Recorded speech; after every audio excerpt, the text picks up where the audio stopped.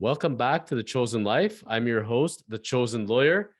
For today's conversation, I have to tell you, I feel like the New York Yankees about to play the Boston Red Sox when you absolutely have to bring your A game. Today's guest, one of the brightest minds that I have met. I consider him a very, very good friend. We work together as well. I'd like to introduce the world to the COO of Syngrafii, John Gretzner. John, welcome to The Chosen Life. Thank you, Jonathan. It's a hard act to follow, so I'll have to bring up my game as well. Well, it's all to the levels of where we're at on a particular day, and sometimes we have it, sometimes we don't. But they say you fake it till you make it. So either way, we'll have a great episode today. That's great. So I'm glad to be here, and let's get right into it. That's my style. So before we talk about today's agenda and topics, we always start off usually on how we know each other. And it's always amazing, I think, as far as when I'm sitting with somebody, sometimes, even though I may know them very well, John, it may be the first time I'm actually seeing them face to face. You and I have seen each other face to face before in meetings. But why don't you tell the world as far as how you and I first met? Well, Jonathan was approached Syngrafii about ink sign and video signing room, which is a e-signature company based in Toronto. And there's that expression, I guess, a tough nut. And if you can make a tough nut a happy nut, then he's become a good customer, and he's giving us good advice. And over the period of time, despite the challenges of video relationship, we have a very good rapport. And I would use the word friend because I think friend to me is somebody you trust. You don't have to know them completely, but I think when you trust somebody, then that's the basis for friendship. And I do trust Jonathan. There was a song that once said, a friend in need is a friend indeed. A friend with weed is better, but we're actually friends regardless of all that. And now that it's legal, we can say that. We could, even though I'm not a particular user, but people partake in it, by all means. I have to tell you, when we first spoke, I told you that I'm an absolute tech lover, and I take my tech pretty seriously, and I'm very big into to-do lists and organization and productivity. Those are my passions, and when I find a particular software that I really, really enjoy, even when it's in its infancy or if it's far along, if I can see where it's going to make my life easier, it's going to make my life better, more organized, I'll invest in it. And I've tried different programs for so many different uses, etc. And when you and I met, one of the things I told you was when I came to Kormans, one of my as a law firm, my greatest mandate in my mind was to turn it into a law firm that's paperless and virtual. That was my dream. I remember walking through the halls of the offices, seeing our storage facility. Like, John, we actually had a storage facility above a car wash. I can't make this up. It's like straight out of Better Call Saul, with just boxes and boxes and boxes. And I said to myself, we need to make this happen. And in order to really go paperless in this world, regardless of your law firm or any company at this point, one of the things I say, you have to stop the bleeding. You have to be able to start now. And then everything else you have, either you're going to go back and scan and shred it, or you're just going to shred it all together if it's too old. I find that people get very attached to their paper in general, and they have a hard time with it. You found an eager person in me. That's where, with your eagerness and what you were bringing to the world as far as your product and what I was looking for our law firm in life, our synergy was so great. And I think that's why we connected so well. Well, the fact is we created Video Signing Room, Jonathan, so you'd have more time to do your podcast. Well, but the paperless office has certainly been something that been a dream since the beginning of computers. It's easier said than done for obvious reasons, and I think and we'll get into it later in the program. One of the concepts behind our design is to make sure that the human experience is part of the signing process and part of the consent process. So that's why we came up with the platform we did. But it is certainly another private fact is that my CTO Ravi, he laughs at me when we were in the office pre-COVID, and I would print things. And I said, well, I come from that generation where sometimes I just need to see it on paper to understand it. So it is still a challenge, but I certainly, in a process-driven business like law, having paper around would be a kind of a scary prospect because it does accumulate quickly per transaction. Well, I got to tell you that when you're, in my mind, we're in very similar industries because we're in the client service business, you know, for yourself, as far as the signing platform, myself in the law business. And at the end of the day, it's all client based. It's all in the service industry. I tell people, yes, I'm a lawyer, but at the end of the day, I want you to think of me as making your life easy. I'm in the make your life easy business, you know, and I could tell you that the synergy we had together, the way I put it, when you pick a supplier or somebody you're going to work with, I believe you're buying the person as much as you're buying the product or the service. And I believed in you and what you had to say and the way you expressed it as much as I believed in the product itself. It's the people behind it that I believe really make it happen. And I love it when I could put a face to the company. Well, that's good to hear. I think I'm more a symbol of our team rather than unique. We have a very powerful group of individuals at Syngrafii that are committed to give our clients the best in technology and the best in customer experience. So I'm not anything but just, I think, part of a process that is trying to make, you know, our specific aspect of legal tech better and more compliant and easier to use. So it's nice to hear. Well, I know everybody's clamoring to hear about virtual signatures, wet ink signatures, but until we're getting to that, first and foremost, John, your tale, your story is amazing in my mind. Like you told me glimpses of it. I've read about you as well, searching on you. You're originally a Toronto boy, my understanding, made your way to Beijing. We're out there for 30 years. You speak Mandarin and you found your way back to Toronto. How the heck did you end up there in the first place? Well, it's, you know, curiosity killed the cat is the expression. But satisfaction brought it back. I was, you know, a downtown Toronto person, and there's not too many places to go from there in terms of testing yourself, except for perhaps out of the country. And it was certainly in 1982, which is a long time ago. I was at the University of Toronto and I started studying Chinese. And I said, this is too hard. So I'm going to have to go to China to make it easier. That was my second misconception, perhaps. But I applied to the Chinese embassy in 1982 in the spring. And it was a first, I tell this story all the time because the first few days of that experience and then getting to China for the first few days are still quite memorable, despite the gap from 1982 till now. I was accepted at the University of Nankai, and University of Nankai was not any of the application forms that I had applied for, so I had no idea where it was. And this, people don't understand this now. This was the pre-internet.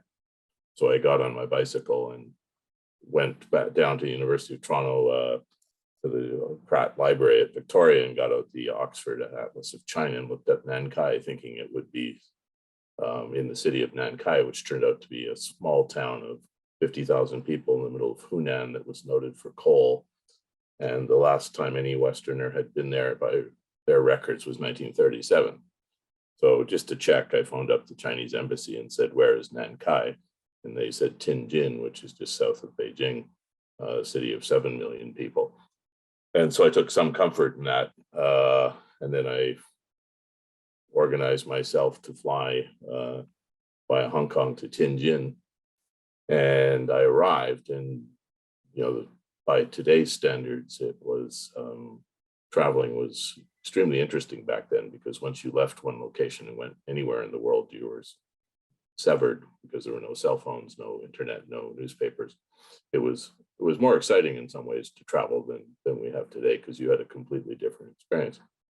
But I stepped off the plane in Tianjin, and this is no joke. The first Chinese person I met was a customs officer named Mr. Mao.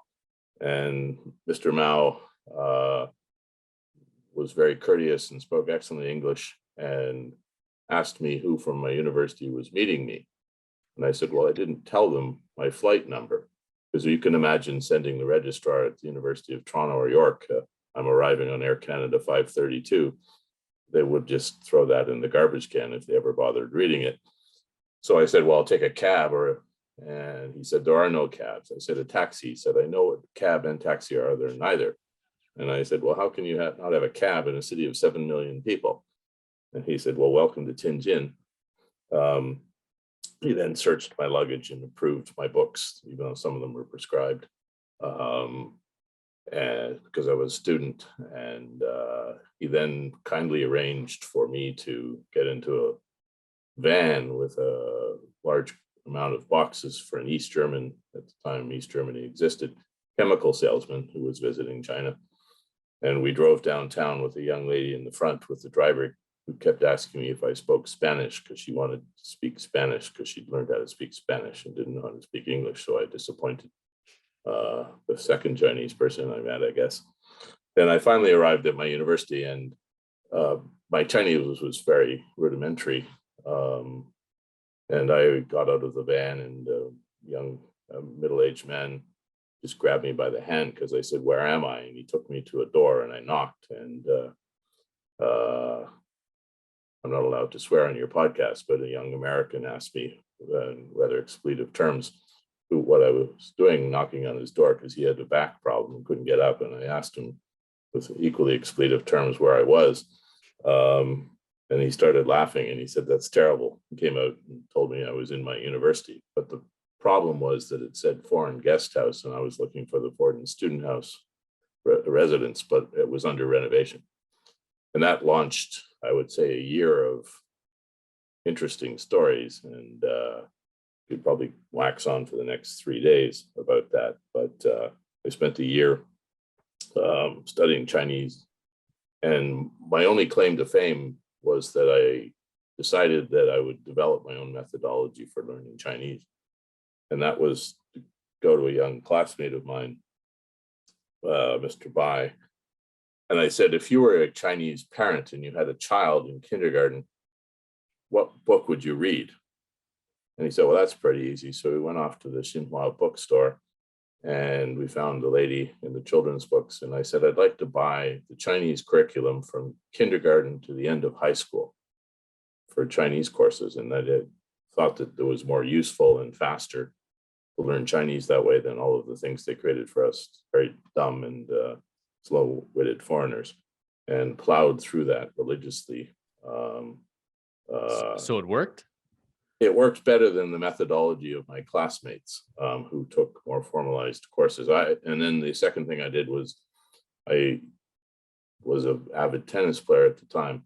I bought a tennis racket. I was the only one with a Chinese tennis racket called Shanghai Aeroplane. And it cost, I think, $6 or something like that.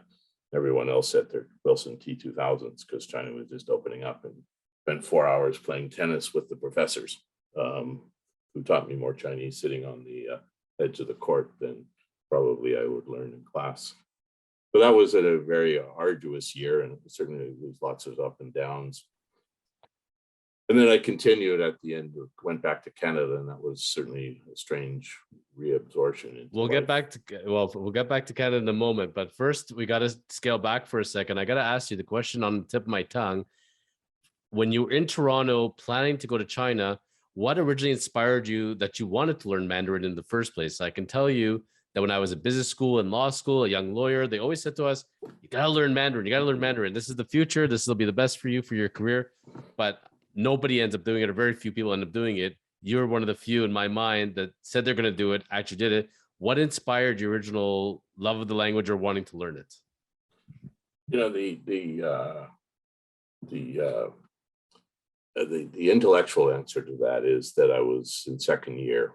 I was thinking of learning because, like many people, I spent a fair amount of time in university, and prior to university working in gap year was what it's now called in France.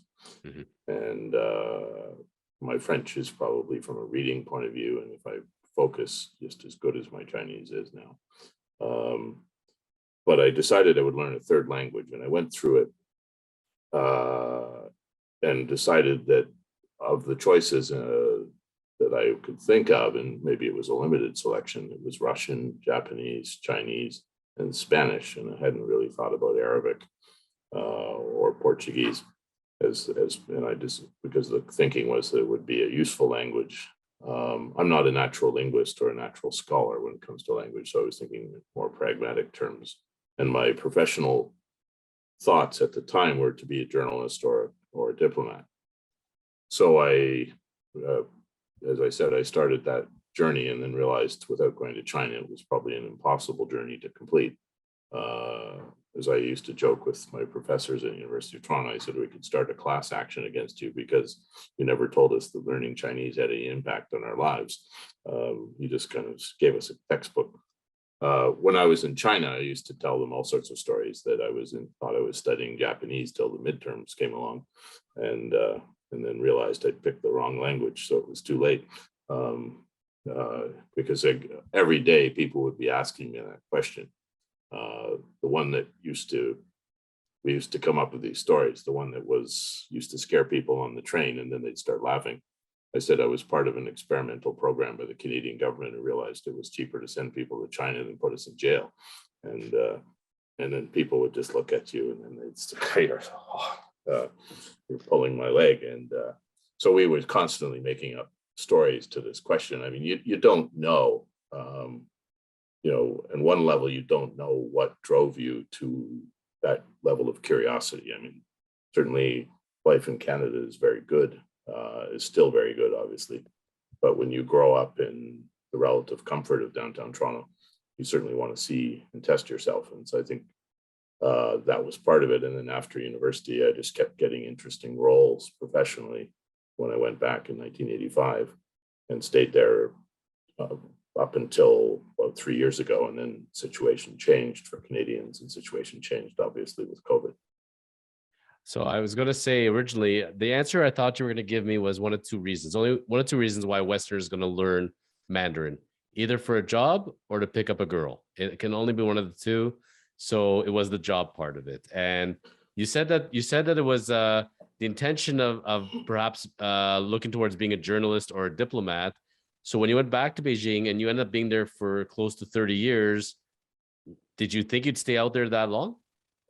No, I mean, I went back, oddly enough, at the end of university as a tour guide. It was a bit like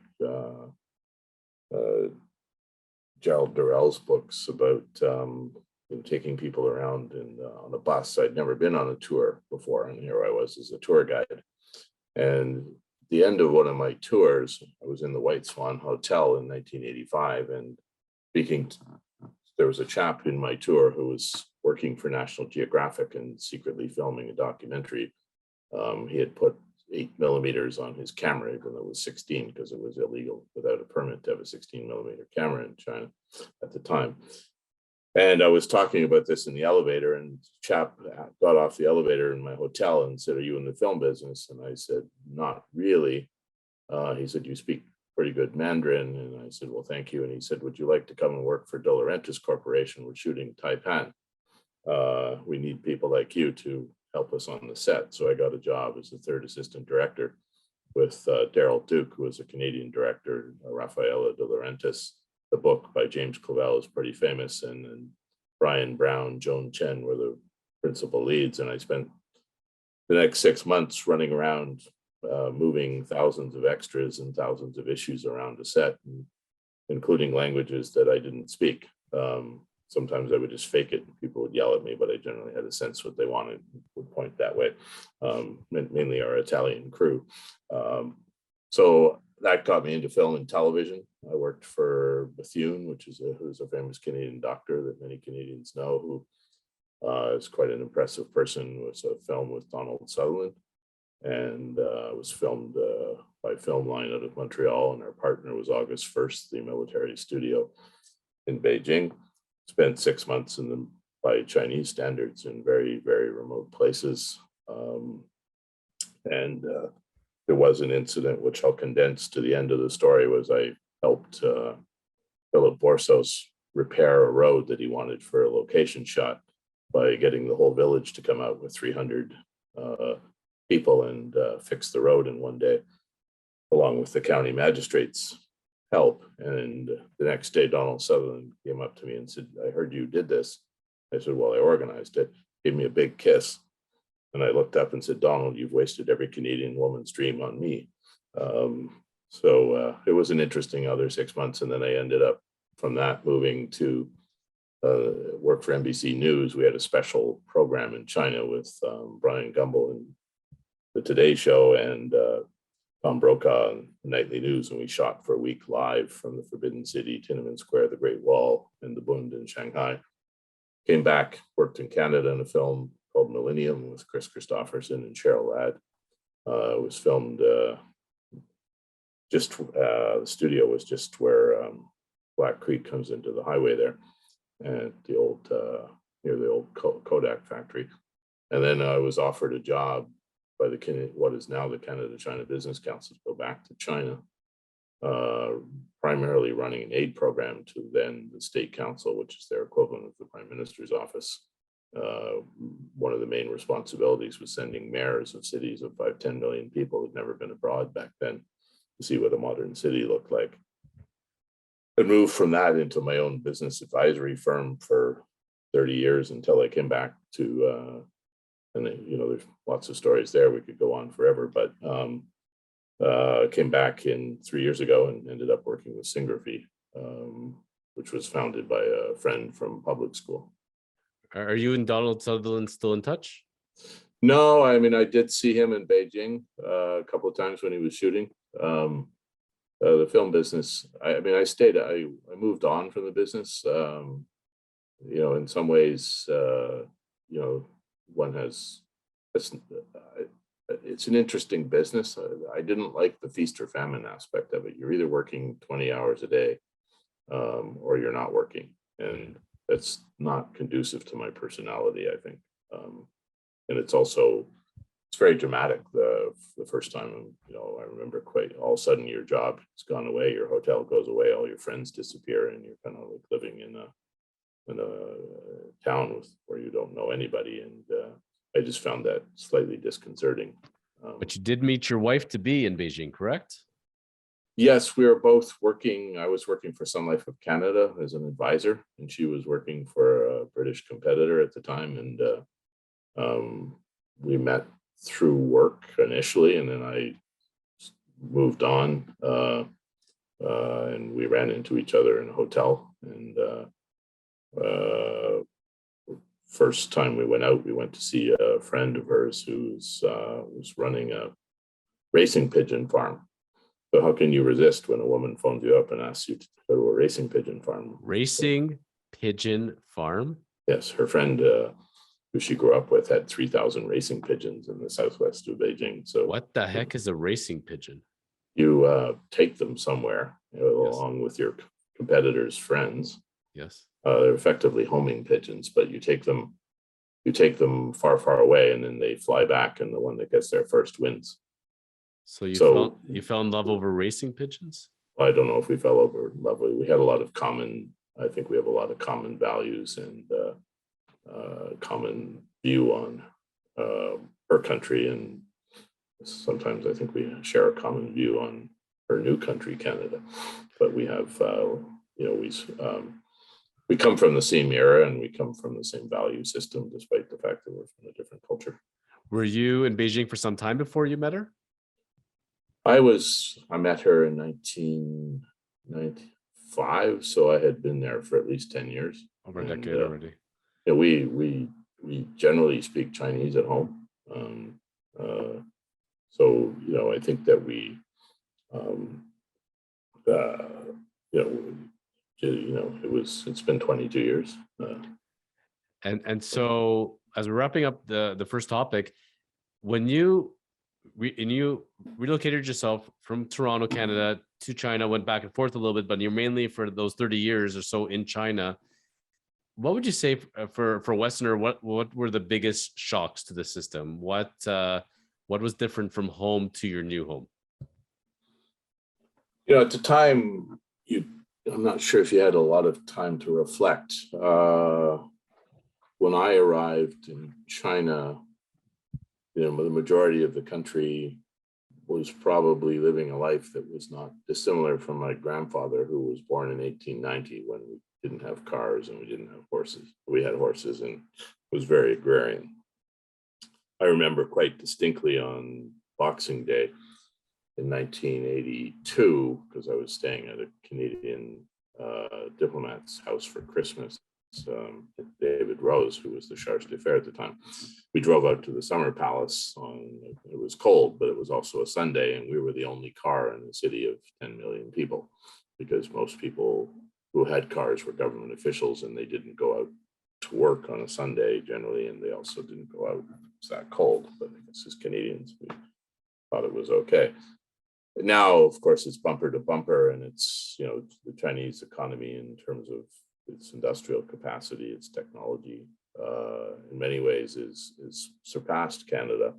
I just, I tell this story all the time to Canadian politicians. When I went to Montreal the first time on the Rapido when I was a tour guide to pick up a group in Montreal, it took me 3.5 hours from Toronto to Montreal. Now it takes 4.5 hours. When I went from my university in Tianjin to Beijing in 1982, on the train, it took 4.5 hours. Now it takes 22 minutes. I was on the Via a couple of weeks ago coming back from Ottawa, and I was surprised to see that the cars were going faster than our train. So we have to recognize, that something in Canada needs to change if we want to consider ourselves a state-of-the-art society in terms of government services and our expectations, because I've seen in China over 40 years all of those changes. And if I step back and say, what are the differences?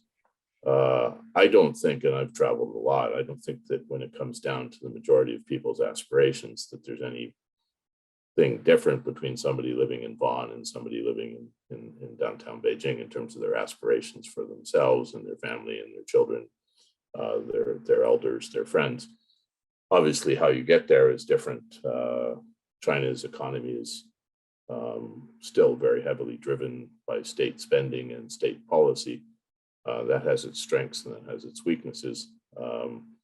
And it's driven by the unpent demand and talent of, over 1 billion Chinese. Many of them became entrepreneurs quickly.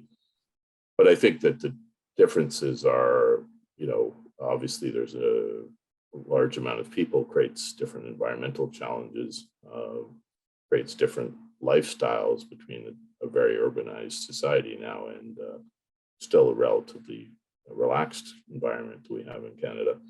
But I think when it comes down to it, we have to recognize that despite its weaknesses, that our system does have its strengths, because it's fragmented and resilient with 3 levels of government: civil society, freedom of the press, freedom of the courts. These things actually matter more than they do, because I think they create a strength and a resilience in society and a resilience in your system. And if I do have one concern for China, when you have everything tied to the government and tied to the party, that if there is a crisis, then that may not be as strong a construct, because you can look at it in very simple terms. Most of the universities, for example, in China get all of their money from the state. In Harvard, for example, has an endowment of $40 billion. So if the US economy is in trouble and the federal government can't perform, Harvard will continue as a center of excellence. And that's just, I think, a metaphor for the diversity of our system. But the challenge, of course, is sometimes getting things done requires a longer period of consensus, to the point where we become obstructed and we don't do anything. And I think that's the concern I have for Canada now, is that there's more people that want to say no. My sister, who's a landscape architect in Calgary, used to run public meetings, and her number one and only rule in the meetings was you can't be against something unless you have a different idea. You just can't be against it. You have to have an alternative suggestion, because it's very easy to be against anything. But we need to move forward. I used to have a sign on my door as a lawyer, and it said, "No problems accepted here, only solutions." And exactly. Every time somebody would start, I'd say, look at the door, not your therapist, not your priest or your rabbi. If you have no solutions, leave, come back with some solutions. So, but what I'm hearing I'm wondering, because it was interesting something you said. It was a decision around the COVID time to return back to Canada based on how it is for Canadian citizens. In your mind, if not for COVID, would you still be in Beijing right now? Came back for two reasons. One was the Michael Kovrig and Michael Spaver was a symbol of a different environment. I came back because I think, at a personal level, I think you want to start to rebuild your life in the country you're going to, I wouldn't say retire to, but, there comes a point in your life where I think you, recognize that the biggest deficit for me being in a city like Beijing or Hong Kong or Shanghai is the nature deficit that we take for granted in Canada. I mean, we're fortunate enough to be able, in most of our cities, within a very short period of time, be able to find a provincial park or a conservation area, national park, depending on how far you're going, where you can completely retreat, or even in, certainly in Toronto, you can get on your bicycle and go through the ravines or down to the brickworks or something like that. So I think that was one of the reasons that I stayed. I mean, post-COVID, certainly there might be opportunities for me to go back, but I probably more interested, without going into details, of taking ink sign and video signing room to Africa or something like that, where we do have some clients, because you do get the travel bug. I mean, I've been in Vancouver for most of the last 30 months post-COVID, and on relative terms, we've been very, very fortunate in that we, compared to what I've read about other cities in terms of crackdowns and access to facilities, restaurants, there was a period where the only thing in my life was working in Safeway. And I used to have Safeway envy, because at least I got to have a life that didn't have Zoom and Teams in it. But, Canada's a wonderful place, but it's also, you want to challenge yourself. And I think moving to another country forces you to challenge yourself. It is a very, very different country, though, than the one you left in 1982. I know you did say you came back for periods of time, but you reflect now, as far as in the last 40 years and the amount of time you've been outside of Canada, now you're back here, night and day, right? As far as population growth, as far as the booming construction and population. Has it been a shock at all to the system? Like, are you homesick? Like, there's part of you that wishes you were back in Beijing, or has it been nice to have the new challenges? Like, is it mixed emotions? I think the first year was tough. Hadn't made complete decisions. I was doing some work for Syngrafii as a consultant at the time, just to look at their options as a company, which is what I did professionally abroad. I was, often grassing on my brother's couch to give his my sister-in-law, or Sil as I call her, and were kind enough to give me asylum. And I think it was, in jokes aside, it was the life that many new Canadians actually do arrive to when they come from another country. They have a friend or a family member who bridges their entry, and obviously for new Canadians for the first time, in my case, re-entry, and that's having a degree in the language, and obviously a fairly wide set of contacts, both from growing up here and also professionally, and in my career in China. But I took the option of trying to build Syngrafii into what we've become. So I think that's it's important in Canada that we take advantage of our ideas and we exploit them.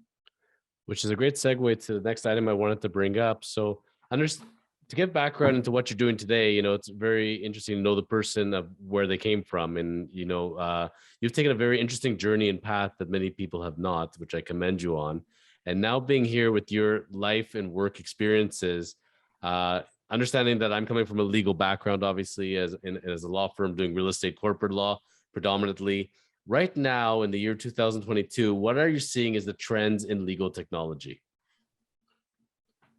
I think that obviously COVID accelerated, not just in the legal sector, but in a wide variety of sectors that are, including fintech and, certainly in your part of what you're doing in the acceleration of the delivery of mortgages, the transfer of real estate, the transfer of legal documents, the word remote, the word hybrid work, digital transformation, all of these hashtags that are dominating our life.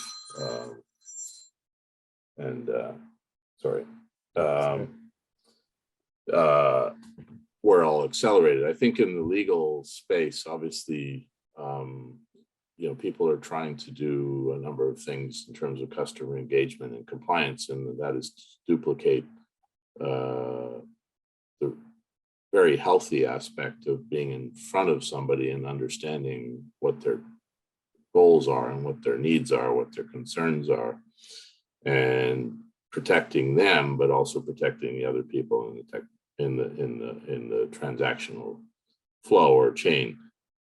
On the document management side, obviously, there's the introduction of artificial intelligence. There's the idea of remote law firms. There's the idea, and I don't think it's going to happen in our lifetime, of replacing lawyers.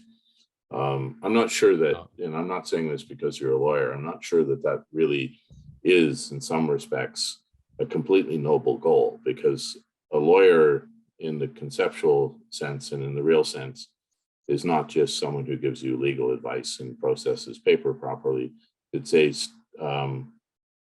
taking the term from the Canadian Senate, it's a second sober thought, that your lawyer, and I recognize the bar has restrictions, and my lawyer, always used to say that ultimately it was the business person's decision to decide where you came in between doing something and not doing something from a legal risk management point of view. That's not saying that you do something illegal. It's just that sometimes you have to accept that all of the risks in a business transaction can't be covered by a good contract. There is a question of trust and the unknown. But I think the lawyer does have that very valuable role, whether it's for the individual or for a corporation, and says, are you really sure about this? And also make sure that you've thought about the issues that you haven't thought about. So I think that when we look at technology, if we're empowering lawyers, we're empowering notaries, then I'm quite comfortable with the changes. If we're taking away the value of experience and 20, 30 years and a law degree, then I'm worried about some of the changes in legal technology. I'm 100% in agreement with you. And I could tell you that I've spoken to other lawyers that were in law firms that are scared of technology, and that for the very reasons you're saying as far as what's going to happen. But I see it very differently. I remember the days, my father was a lawyer before me. I never got to see him practice, but back in the day, your lawyer was your lawyer. That was the family lawyer. That was the trusted person. Everybody went to them, and you trusted them for your most important decisions and running them through your options, etc. And where I see technology is not taking away that relationship. We're still like a quasi-therapist, priest, rabbi, however you want to look at us, because people bring us a lot their issues and problems, and they want a voice to hear them and sort it out, talk out loud, but also to come up with game plans and solutions. The difference now with technology is that we get to have lives as lawyers more. The clients have ease. Their lives are made a lot simpler. I can tell you that pre-COVID, there were times that everything was face-to-face. All the appointments were being signed face-to-face. And you're running around like a chicken with their head cut off. Sometimes you're signing in 6 different locations. This person is that location, the person that location, somebody got sick, whatever happened, even if you have multiple lawyers. And so I could be signing 2 people downtown, 2 people in Vaughan, 2 people in North York. And I'm just like this traveling roadshow kind of thing.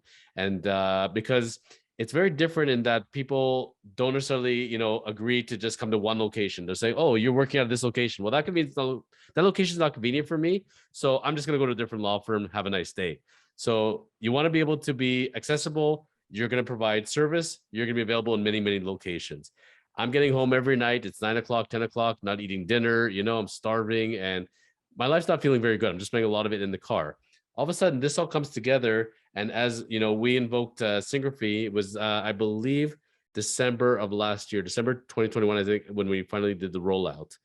And I can see over time, we were already more virtually meeting people, but what was happening was they were printing off paperwork, they're signing it, scanning it, and then you got to shred it later. And this, it's such a waste of trees and resources, and it's such a shame. And I'm thinking in my head, there's got to be a better way.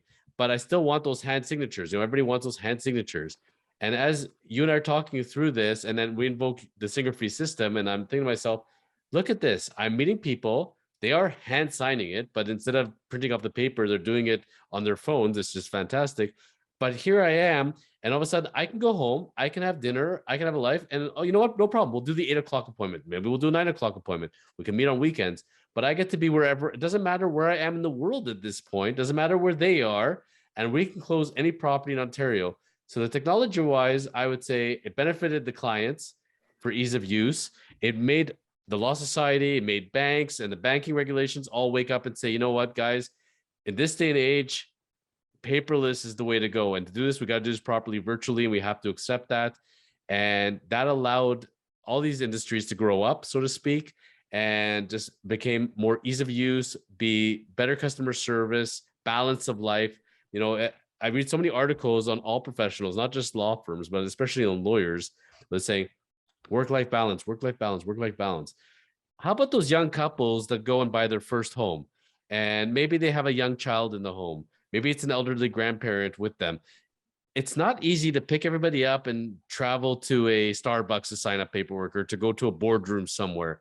How about doing it right from your home? How about doing it, or this person's in the office, this person's at home, this other person's in the office. It's been fantastic. So I would say legal technology, for people that are embracing it, you're really doing well by your clients and doing well by your own life. No, I agree with you. I mean, the way home today, there was a sign in the barber shop at the corner that said, get your haircut. It's cheaper than talking to your psychologist. And I think the value of our technology is that allows you as a lawyer to focus on the value added and the reason you went to law school. You driving along, the 427 to deliver a set of documents, or your customer meeting you wherever they're going to meet you, is not value added. It's the time that you have to go through the concerns that people have and understand those concerns, and ideally mitigate them, or at least give them the comfort level that they can proceed and expand the size of their house, or get their first house, depending on what the case may be. And certainly our technology liberates that process, but I think is committed. And, as you know, we won't go into the details here, but we're rolling out the next phase of that. We want you to have the comfort that you can do that without the expense of driving and the expense of parking. And yes, for a young family with a baby, to throw the young baby in the back seat and drive off to their lawyer is not fun. We had one of your friends or colleagues in the legal profession had an 85-year-old couple who obviously didn't want a driver coming to their house during COVID.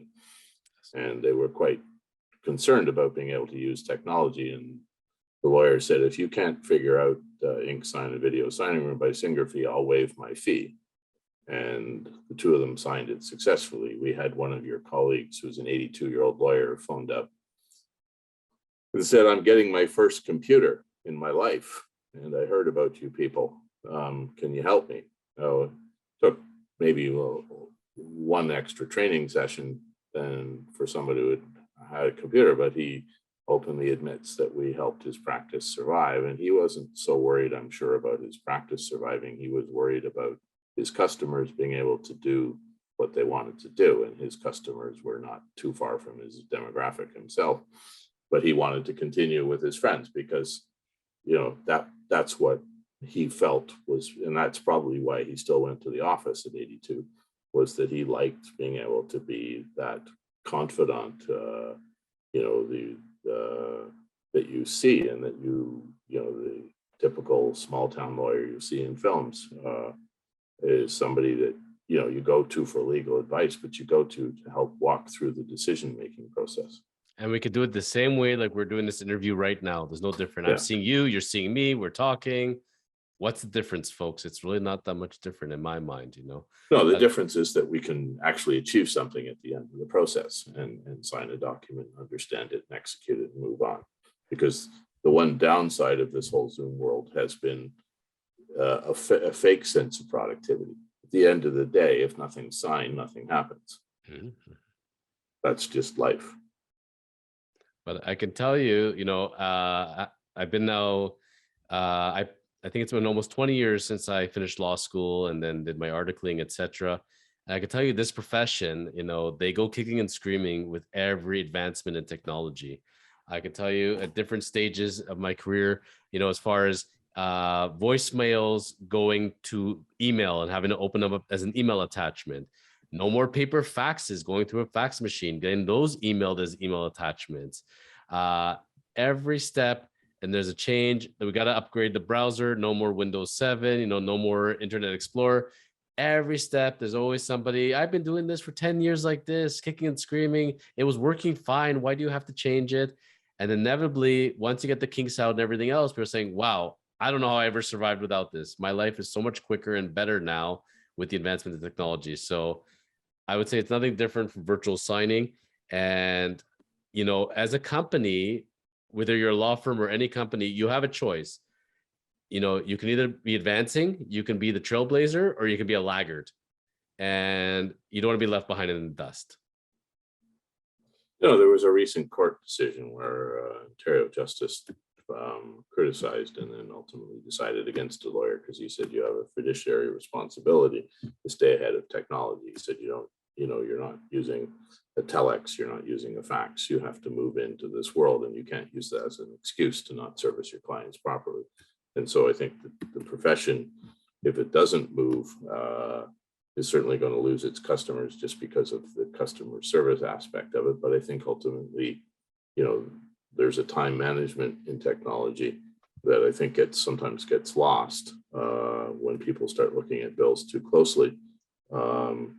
And there's ultimately, your experience is obviously, there's a downside. There's a downside to having a cell phone, but if your tire breaks on the side of the highway, you're certainly glad somebody invented it.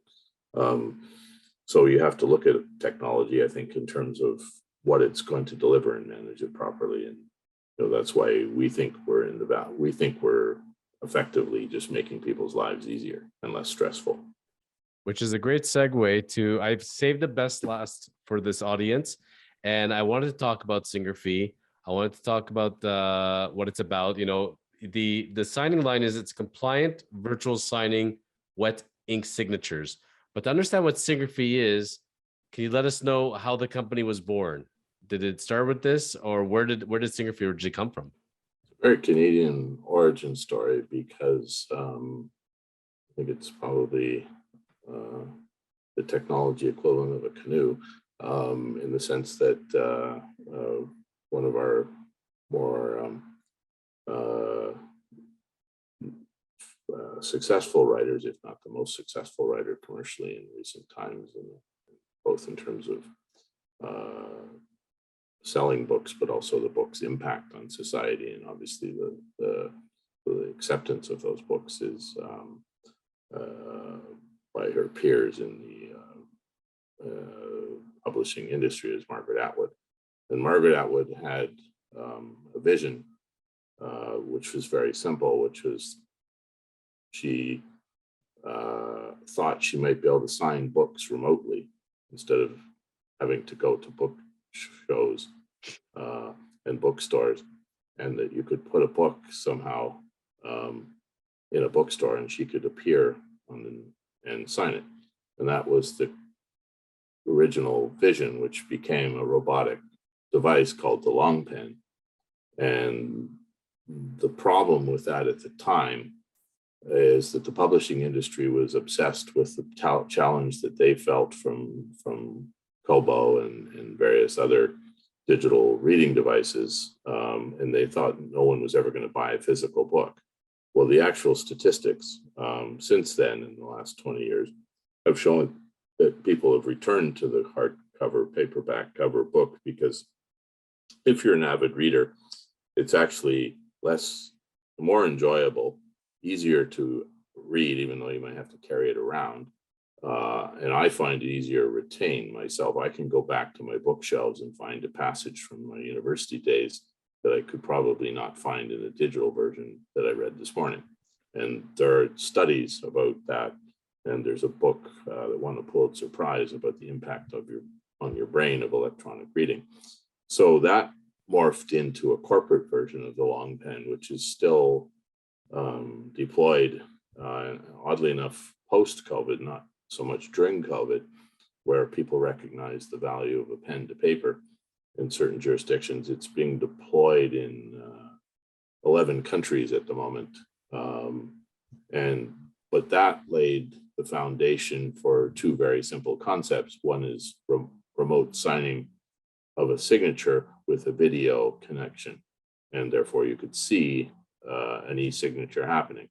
And it also, because of the long pen, takes the cadence, speed, pressure of a biometrically framed signature. And we all, even if I trace your signature successfully, I will never get the same weight on the pen that you will get. And I will never be able to write at the same speed that you can, because we all have that in our system, so to speak. And so that I was going to ask you how the long pen worked. Does the long pen take the signature and then recreating signatures over and over, like an auto pen, so to speak? No, it's completely different than the auto pen. The danger with the auto pen is that it's effectively you write one signature and it's stored, and then you have an access protocol, either physical or a key. And we would like to see the long pen be widely adopted in government in Canada, but oddly it's been adopted in some cases in Canada, but at the provincial level, and it's been adopted by government organizations in Africa. But it is better than the long pen, because if you've, better than the auto pen. I've worked on transactions where we've had to get a letter from a federal government minister, and the minister's traveling, and if he or she is not back to Ottawa, you either wait for 2 or 3 weeks, or they use the auto pen. But then the auto pen requires a protocol, or in some cases, they fly letters out to the minister if they're on an extended trip, and they're couriered to the embassy and signed if they're abroad. The long pen allows the minister to look at the letter in front of them on the long pen wherever they are, if they have internet, and watch their signature go on the document that they've just read, and see what they're signing, so that they have complete comfort from a governance point of view that they've read it, and which gives them a different, I think, obligation, which is really the original obligation of a Crown's minister, to take responsibility. Whereas somebody in your staff pushing an auto pen creates plausible deniability, but it also creates potential for abuse, assuming your staff are ethical, then there's no problem. So we'd like to replace the long pen in government, the auto pen with the long pen, but more importantly, it's being used by financial institutions, corporate suites. One of the larger social media companies in the United States has a number of them, because their executives can sign documents at home that require a wet signature, which tend to be real estate or certain governance documents related to being officers of the company, or affidavits, oaths, and things like that still require the wet signature. How did Margaret Atwood's vision for this ease of signing for books at book signings and the long pen, how did that transform into the Syngrafii world we see today? Well, rest assured that Margaret did not take a course in robotics, but I'm sure if she did, she'd be successful. She engaged with our founder, Matthew Gibson, and who has a long history of taking technology from concept into I don't know if reality is the right word, but into prototype and production. He's a doer. He's a doer. He's a I would say he's a kind of inventor, and also a business person who takes inventions and sees how they have to be commercialized to be viable. He's been doing that with a wide variety of products. And so he took that and he developed the long pen, and then he took that and turned that into a digital version, which is the ink sign and video signing room. Mm-hmm. We're the only signing company in the world that can offer you, the 4 products in our suite, which is ink sign, which is comparable but better than we think to other people in the business. And we have we have video signing room, which the integrated video with the signing, I think, gives better compliance. We have Ink Seal, which we're turning into a full remote online notarization platform this summer. And we have the long pen for those instances that require, by the nature of the document or the jurisdiction, still require a wet signature. And the other one we talked about, and it's funny, I get this idea in my mind. Like I tell you, I messaged you the other day and I tell you, one thing with real estate lawyers, fraud, and, identifying clients and everything else, how insurance companies are very concerned about this, maybe some ideas on how we're gonna be able to do this. And then you come back to me and say, we'll see you at the next update. We're already working on this. And I'm thinking, wow, as far as levels ahead of where we're going, being able to combat fraud, identify people, have secure signings. You take that combined to a secure platform to properly transfer money that's not wiring, and we're going to be made in the shade. I think that's our last step. But as far as wiring, we'll let the Bank of Canada and all the other smarties take care of those in the meantime, but we'll worry about virtual signings here. Well, the last time we spoke about our product, you said you were 99% happy. And then I told you there was a feature that you hadn't discovered yet, and you said 99.5. So we're still working on the 0.5 for you. There's a term that was in fact the Dewey system in the 50s that the Japanese took as part of their industrial strategy, which is the Japanese term Kaizen, which is commitment to constant improvement. A product, a company, an individual, a society, if it does not wake up every day and want to make itself better, either goes backwards or becomes stagnant. So as a company, we don't use the word we're not Kaizen as a mantra or anything like that, but we have a team of individuals, from the CEO to the CTO to the marketing team and myself, who kind of is the chief coordinator in chief, who wants to make the experience for the company and for the market better every day. And that's how we think we can move forward as a company and be successful. And we are getting a lot of traction replacing a company that we joke about and call the Voldemort sign, but we don't want to get into any sort of prediction on who that company might be. We're here to talk about what's important, which I think is, the issues of beyond technology, which is, why we wake up every day and try to be better humans. I could tell you professionally, I think about it all the time as far as where life can go, where's the industry headed, and honestly, who can get me out of business or who's going to make me extinct, and how can I always stay ahead? I don't want to ever be complacent and thinking, oh, what we're doing is good enough and this will last forever. I remember my brother telling me when I was younger, I had the opportunity to go into the typewriter ribbon business, and that was going to be a good one. Kind of had my hesitations on it. I'm really glad he didn't do that. Yeah, at least he should have gone to the electric ball one from IBM, but he would have those are fantastic too. He would have survived slightly longer, but no, we live in a period where my father was pioneer in adult education at the University of Toronto, and I realized to a certain extent when you get to be your father's age that maybe they were actually saying something that you should have listened to. But he predicted that most people are going to have 3 or 4 careers, because even if you start off with one, increasingly that industry, let alone that role in the industry, is either changed dramatically in terms of the skill set, or that industry may not exist. And therefore, you're constantly having to reposition yourself. And obviously, something as essential as law is going to exist. But if you want to maintain the prosperity of your profession and the integrity of your profession, then you do have to adapt. I mean, I think when I lecture on doing business, I always quote the U.S. Marine Corps, which is to adapt and improvise, because you can't just expect the market or your competition to sit around and say, let's let you be successful. It's a tough world out there, but that makes it interesting. I can tell you, since you and I came together and our firm worked with your company, the copy machine guy hates me.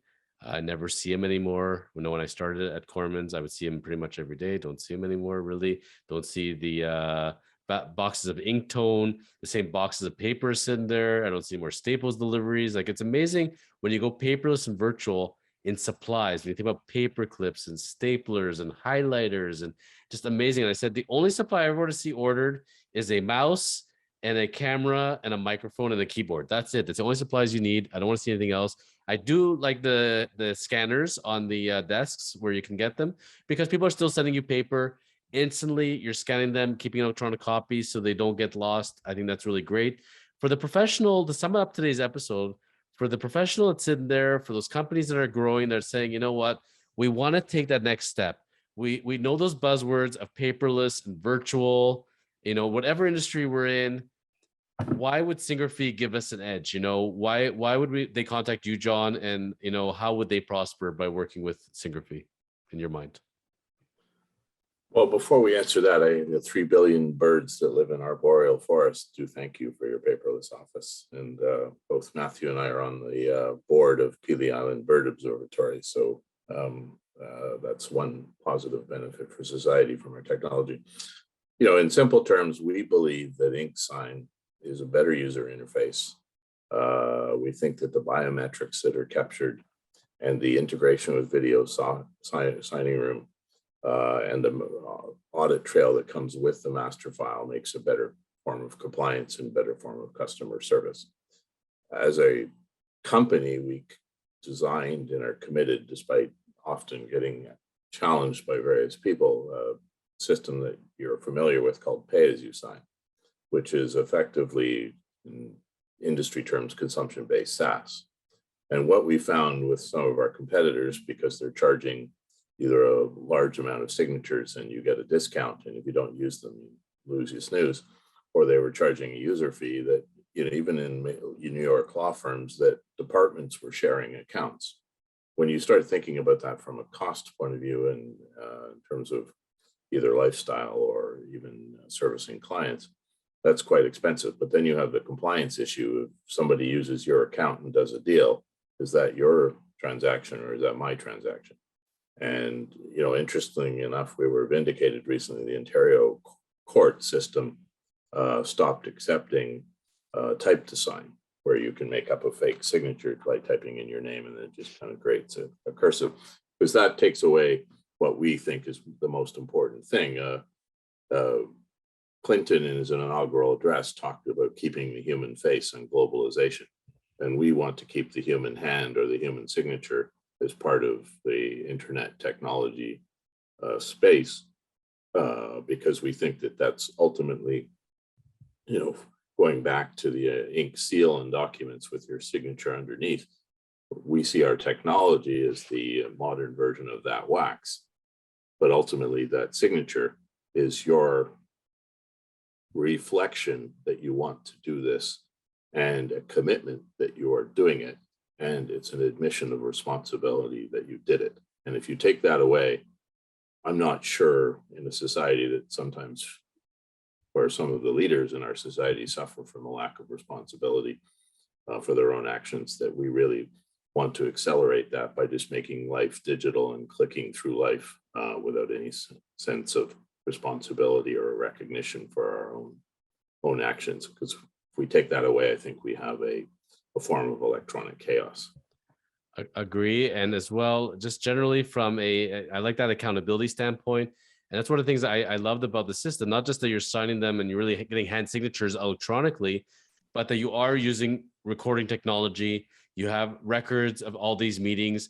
I work with a lot of professionals in the real estate industry, especially realtors, mortgage brokers, and I tell them all, this is the kind of system you need to be on. You need to get on this. You need to be able to record your appointments when you're signing a mortgage commitment. signing an agreement of purchase and sale. You'll have a record of the appointment and how it went, who was there. There's no doubt of who signed it, when they signed it.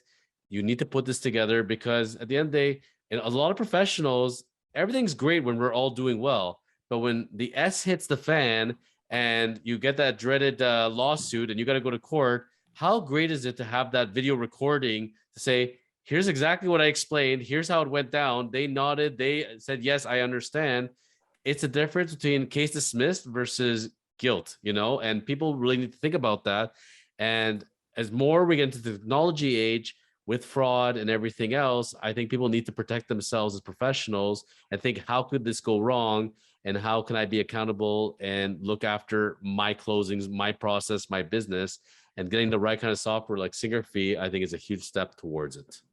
I think I hope you're still there. You froze, but no, I agree with you. If we try and impress this upon people in, this, the value in terms of e-discovery, even being able to actually solve the problem by finding it, and maybe you don't have to go to court because people recognize that they actually misunderstood what was going on in their current memory as opposed to what they agreed to at the time. So that may actually reduce the number of misunderstandings. But yes, in a dire situation where you have to defend the transaction as being taking place, in many ways, a video signing room session is stronger than you and I meeting in a coffee shop and signing a document, because we're both at that point relying on our mutual recollection of what was discussed, and what was signed is may or may not be in dispute as long as both parties were acting in good faith in terms of the tenure of the documents. But certainly if you go through this agreement with me and you say, yes, you realize, you didn't get to keep the car in the garage and you didn't get to keep the furniture and the drapes or whatever the issue is, or more importantly, you signed a 5% mortgage, and if you default, you lose your house because it's an aggressive position from the lender or whatever it happens to be the case. Then it's good that people have that discussion and people go through it and do, because I think the danger in some of the platforms that I see is that if I was going to be critical of one of our major competitors, it's the visibility of the document that I think is a very strong point in our technology. It's very easy to read. It's not dissimilar to just opening a standard PDF. And it's not masked and it's not designed for ease. It's designed for you to stop and reflect on what you're agreeing to. And if that part of business goes away, then yes, you're going to have, if you're a litigation lawyer, you'll probably love it. But if you're someone who wants to go to work and have a conscience, you want to make a transaction that both parties understand and stand by. Well, John, I got to tell you, I think Syngrafii is doing great stuff, and it's great to learn your road as far as how you got to Syngrafii. And it's called The Chosen Life. I believe that you have lived it and you continue to live it. You're one of the most interesting people I've met, and I'm really grateful that the universe brought us together, because honestly, like I said at the start of this episode, when you came into my life, into Korman's life, you made all of our lives easier. So thank you for being you. Well, that's good. It means that I can stop off and get free coffee in your office. We got lattes now, by the way. We got Nescafe. So you didn't ask me the most important question. What's my favorite Chinese food? And it's got to be Cantonese chow mein, no? No, it's I would say it's Gambian Siji Do in Mandarin, which is stir-fried beans with beef and chilies and garlic. But so someday I'll take you to a good Chinese restaurant if you come to Vancouver, and if I'm in Toronto, I'll take you to a good Chinese restaurant there. I will make one more admission that in my 40s is when I learned how to use chopsticks. I never knew how to use chopsticks till then. And I said, I got to learn. I started watching YouTube videos, and I forced myself for a week to only use chopsticks for every single meal except for cereal, pretty much. And I learned it. And as you start to go up levels, and, growing up in North York, Ontario, Canada, for what Chinese food is, that's Western Chinese food. That's not the real McCoy. So. The training exercise is peanuts. You can eat a peanut with a chopstick. You can pretty well eat anything. But one of the things that I still find fascinating from the many years I've been in China is I will be having a meeting with someone like you in Mandarin for 3.5 hours, and we'll go out for lunch, and they'll say, "Do you know how to use chopsticks?" And I maintain that learning chopsticks is easier than learning Chinese. But most of the people I have lunch with think it's the other way around, that chopsticks are harder than learning Mandarin. Otherwise, they wouldn't ask that question, I think. But so, different cultures, different perceptions. But it's been a pleasure being here tonight. If we're finishing up now, and if not, I'm diving too early, and we can continue. But no, you did get the sense that the episode was nearing, because we're about an hour each time. And I will tell you, funny, you brought up one item as I'm wrapping up, and I'm thinking in my head, I remember I actually tried to learn Vietnamese for 6 months, and I thought because the letters are similar, so I thought it'd be fairly simple. Trying to learn that in my 30s, 40s, at 6 months, and I got nowhere. So I commend you to be able to pick up Mandarin, because I could get nowhere essentially fast. And I was trying every day, and I had books, and I had a tutor, and nothing, my friend. Oh, okay. Yeah. Well, it's at the end of the day, I think if you don't go to a country, unless you're very, very dedicated or very, very gifted, it is hard to learn a language, because and I'll finish this one thought. I mean, our high school French teacher pointed this out very quickly. He said, he added up the number of hours in grade 11 that we had been learning French in the school system. And he said, if you really look at that in terms of when you were a kid, you'd only be about 1 month old. So I think that we forget that just how many hours, besides our mothers or fathers and our relatives, that before we actually learn to talk, let alone learn to command a language, exist. And when you're learning a new language that's not part of your family formation, it is a very difficult challenge. But it certainly, I don't think I went to China per se for jobs, opportunities. I went for the opportunity to see how a different part of the world lived. And my goal is to be able to bring some of that positive experience back to Canada, and ideally be able to contribute to the country that I grew up in becoming better. And Syngrafii gives me that platform. Well, I'll live vicariously through you and your experiences in Beijing, China, and looking forward to the Chinese food. Let me know when and where. I love to eat, and definitely love Chinese food. That's my favorite. So we're a go. Okay, great. Well, you have a good night. And with the time zone, it's getting late for you. So thanks for your time.